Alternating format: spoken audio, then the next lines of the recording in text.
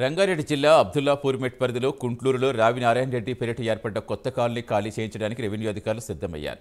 దీంతో విషయం తెలుసుకున్న సిపిఐ నేతలు భారీగా కాలనీలకు చేరుకుంటున్నారు. ఎంతో కాలంగా గుడిసెలు వేసుకు జీవిస్తున్న వారిని ఎలా ఖాళీ చేస్తారని ప్రశ్నిస్తున్నారు.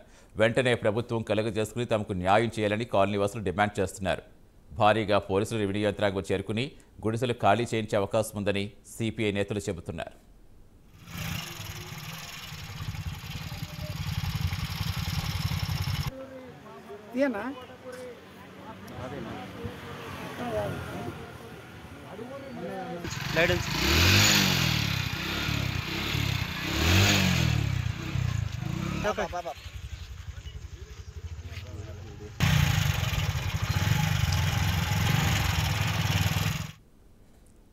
రంగారెడ్డి జిల్లా అబ్దుల్లాపూర్ మెట్ పరిధిలో కుంట్లూరులో రావి నారాయణ రెడ్డి పేరిట ఏర్పడ్డ కొత్త కాలనీ ఖాళీ చేయించడానికి రెవెన్యూ అధికారులు సిద్ధమయ్యారు. దీంతో విషయం తెలుసుకున్న సిపిఐ నేతలు భారీగా కాలనీకి చేరుకుంటున్నారు. ఎంతో కాలంగా గుడిసెలు వేసుకు జీవిస్తున్న వారిని ఎలా ఖాళీ చేస్తారని ప్రశ్నిస్తున్నారు. వెంటనే ప్రభుత్వం కలుగజేసుకుని తమకు న్యాయం చేయాలని కాలనీవాసులు డిమాండ్ చేస్తున్నారు. ఈరోజు భారీగా పోలీసులు రెవెన్యూ యంత్రాంగం చేరుకుని గుడిసెలు ఖాళీ చేయించే అవకాశం ఉందని సిపిఐ నేతలు చెబుతున్నారు.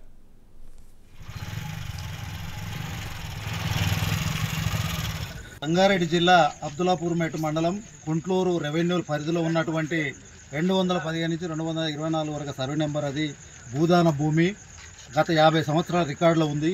ఆ భూదాన భూమిని ఒక ముగ్గురు వ్యక్తులు ప్రైవేటు భూమిగా చిత్రీకరణ చేసుకోవడానికి మరి బోగస్ కాగితాలను రికార్డులను తారుమారు చేసి వాళ్ళు కోర్టుకు ఎక్కడం జరిగింది. ఈ భూదాన భూమి పేదలకు ఇచ్చేటువంటి భూదాన భూమి కాబట్టి ఈ ఎల్బీ నగర్, యహిత్ నగర్ ప్రాంతంలో నివసిస్తున్న నిరుపేదలందరూ కూడా నిజంగా సిపిఐ ఆధ్వర్యంలో రెక్కాడితే డొక్కాడని నిరుపేదలు, అదేవిధంగా ఇళ్ల అద్దెలు కట్టలేనటువంటి మరి కార్మికులు, చిరు వ్యాపారస్తులు మరి సిపిఐ భూపోరాటం చేస్తే 2 సంవత్సరాల నాడు ఈ భూమిలో గుడిసెలు వేసుకోవడం జరిగింది. నిరుపేదలందరూ కూడా ఆ గుడిసెలను ఈరోజు అకస్మాత్తుగా మాకు ఎలాంటి నోటీస్ ఇవ్వకుండా మరి వాళ్ళ ఈ ఆర్డీఓ ఇబ్రాహీంపట్నం ఆర్డీఓ అనంతరెడ్డి మరి పైశాక్షికంగా నిజంగా పాశవికంగా ఆయన వ్యవహరిస్తూ ఆ ల్యాండ్ లార్డ్స్ తోటి కుమ్మక్కై ఇవాళ దాదాపు 8,000 గుడిసెలు ఇక్కడ ఉన్నాయి. 2 సంవత్సరాల నుంచి ఆ 8,000 మంది పాపం నిరుపేదలు, పిల్లలు, పెద్దవాళ్ళు, ముసలి వాళ్ళు ఇక్కడనే వండుకొని మొన్న తుఫాను వర్ష వస్తే కూడా వాళ్ళ బట్టలు, వంట సామాగ్రి తడిచి రోడ్డు మీద పడి అంతా బీభత్సంగా ఉంటే వాళ్ళందరూ కూడా ఇక్కడ ఉన్నటువంటి వాళ్ళను ఈరోజు అకస్మాత్తుగా ఆర్డీఓ గారు, పోలీసులు కలిసి ఈ గుడిసెలు తొలగించడానికి ఈ రాత్రి మరి 1 గంటకి అర్ధరాత్రి దొంగలు లేక తీయడానికి సర్వ ప్రయత్నాలు చేస్తూ ఉన్నారు.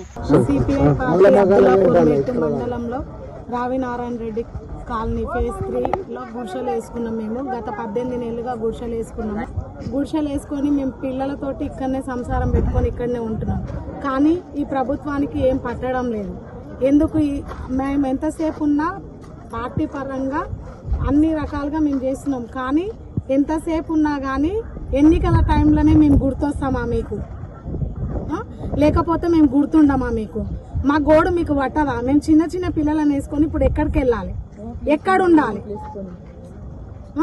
మేము గత 18 నెలలుగా పాములకు, తేళ్లకు, వర్షానికి ప్రతిసారి మేము ఇబ్బంది పడుతున్నాము. మీకెందుకు పట్టడం లేదు? ఈ ప్రభుత్వాన్ని కోరుకునేది ఒకటే, ఇక్కడ ఉన్న వాళ్ళకు ఆశ్రయం కల్పించాలి అని కోరుకుంటున్నాం. మా తల్లులో పిల్లలు మేము ఇట్లా ఉంటున్నాం. 2 సంవత్సరాల నుంచి ఉంటున్నాం. ఇప్పుడు మేము గుడిసెలు వేసుకొని మాకు అది కరెంటు లేవు, నీళ్లు లేవు, ఎంత తిప్పలు పడుతున్నాం మేము. మా పిల్లలు చిన్న చిన్న పిల్లలు వేసుకుని ఉంటున్నాం ఇక్కడ 2 సంవత్సరాల నుంచి.